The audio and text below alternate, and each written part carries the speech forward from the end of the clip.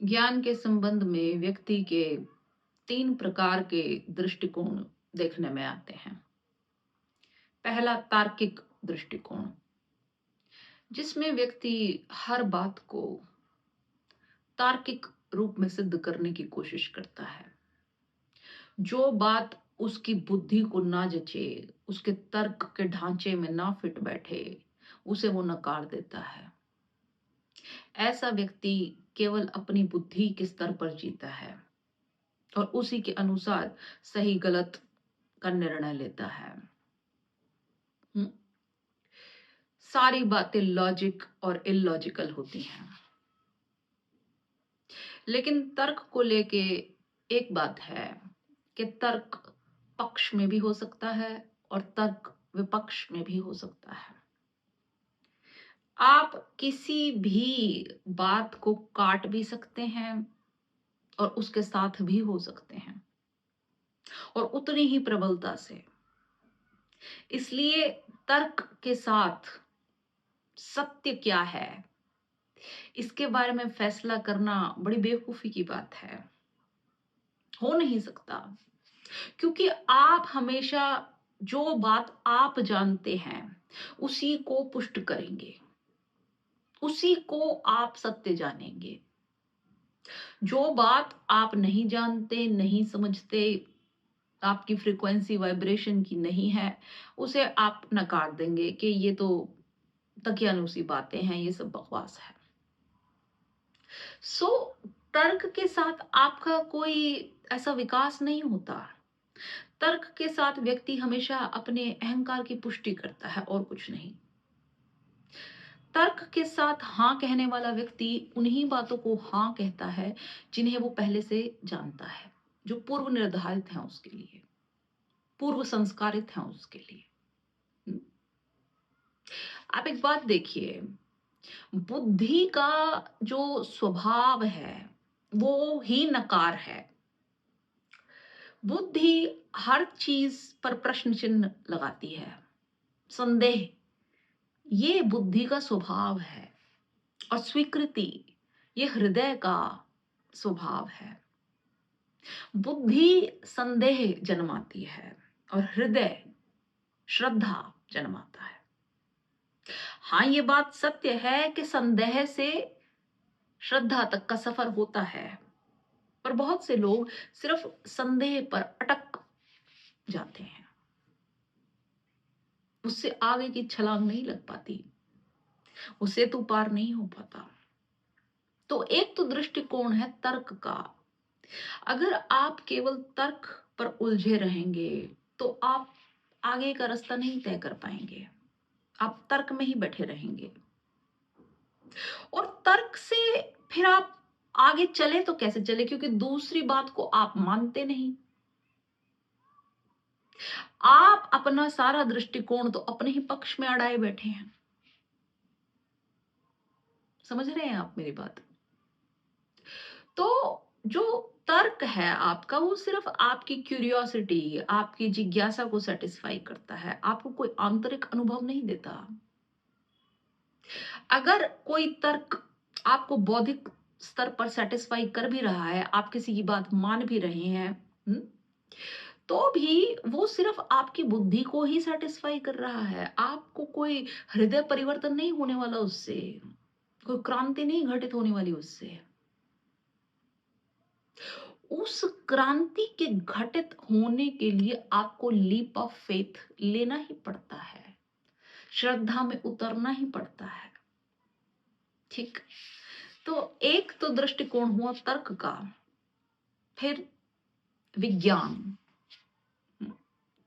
जिसमें आप जीवन के तथ्यों के आधार पर, फैक्ट्स के आधार पर अपना एक पूरा नक्शा, एक रोड मैप आगे साधना के पथ पर चलने का ये तैयार करते हैं कि मैं ऐसे करूं, ऐसे करूं। योग जिसको बोले आप, एक तो वो हुआ। फिर वो ठीक है, क्योंकि उसमें आप तर्क से आगे बढ़े, आप आगे बढ़े और आप ये जानना चाहते हैं कि ये बात जो मेरे समझ में नहीं आ रही है, मेरी तार्किक बुद्धि से इसका कारण क्या है और इसके पीछे का सत्य क्या है और इस सत्य को पाने का मार्ग क्या है। ये जो मार्ग का दृष्टिकोण है कि मैं कैसे पाऊं, ये विज्ञान का दृष्टिकोण है। हालांकि इस पर चलने के लिए भी आपको कुछ अमाउंट में श्रद्धा चाहिए। आपके अंदर ये अनुभूति होनी चाहिए कि मैं इस मार्ग पर जो चल रहा हूं, इससे ये होता है, तभी तो आप उस पर चलेंगे ना। जो मंजिल है उसके प्रति अगर आपको श्रद्धा ना हो कि वहां कुछ नहीं है, तो आप उस पर क्यों जाएंगे। तो विज्ञान का जो पथ है वो पूरी तरह से ऐसा नहीं है कि सिर्फ तथ्य बेस्ड है, उसमें भी श्रद्धा इंक्लूडेड होती है। श्रद्धा के बिना पूर्ण रूप से विज्ञान भी घटित नहीं होता। तो पहला तर्क, दूसरा विज्ञान का दृष्टिकोण, और फिर तीसरा दृष्टिकोण है काव्य का। अब ये जो काव्य का दृष्टिकोण है ये अभिव्यक्ति है। अभिव्यक्ति है उस आनंद की, उस गरिमा की जो उस व्यक्ति को प्राप्त हुआ है उस सत्य को जानकर। हम्म?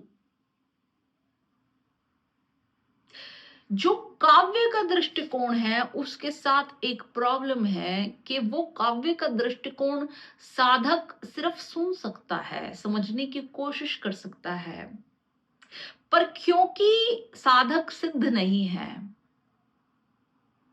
तो वो पूर्ण रूप से उसे अनुभव नहीं कर सकता, पूर्ण रूप से उसे महसूस नहीं कर सकता, पूर्ण रूप से उसका रस नहीं ले सकता। क्योंकि पूर्ण रूप से उसका रस लेने के लिए उसे ठीक उस अवस्था में आना पड़ेगा। समझ रहे मेरी बात आप? उस अवस्था में आना पड़ेगा जिस अवस्था में वो व्यक्ति है जिससे वो काव्य झर रहा है।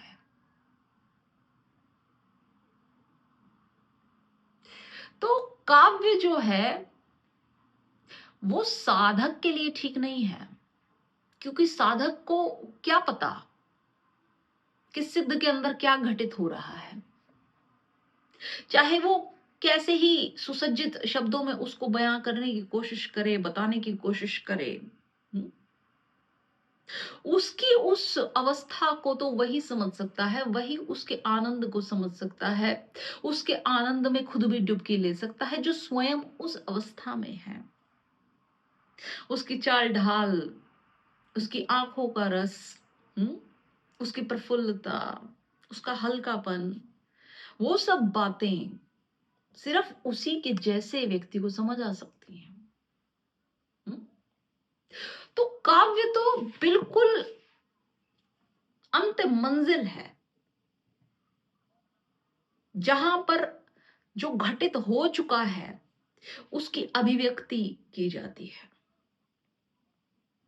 कि ऐसे हुआ, ऐसे हुआ। लेकिन उसका पूरा रसपान करना साधक के बस की बात नहीं है, क्योंकि साधक अभी उस अवस्था में ही नहीं है। तो साधक को तो विज्ञान के मार्ग पर चल के फिर काव्य तक पहुंचना है। सबसे पहले तर्क, अधिकतर लोग तर्क पे रुक जाएंगे, संदेह पर रुक जाएंगे। फिर जब आप अपने तर्क को हटा देते हैं, जब आप तर्क को हटाते हैं तो ये भी बड़ी छोटी घटना नहीं है, क्योंकि अपने तर्क को हटाना रास्ते से, मार्ग के, एक तरीके से अपने अहंकार को हटाना है। अपने आप को ये कहना है कि मैं गलत हूं, इसके आगे भी कुछ है, जितना मैं जानता हूं वो संपूर्ण नहीं है, इसके आगे भी कुछ है। जब ये अवस्था आती है तभी आप अपने तर्क को मना कर पाते हैं। जब तक आप अपने तर्क पर अड़े रहेंगे, आपका अहंकार विसर्जित नहीं होता, तो आप विज्ञान के पथ पर भी नहीं चल सकते। समझ रहे हैं? फिर जब आप विज्ञान के पथ पर, जीवन के तथ्यों के आधार पर, योग के आधार पर, ध्यान साधना के आधार पर आगे बढ़ते हैं, उसके लिए जो सत्य जिसके बारे में बात की जा रही है, फिर वो पथ आता है। और फिर इससे जो निष्कर्ष निकलेगा, वो फिर वो काव्य का रूप धारण करता है,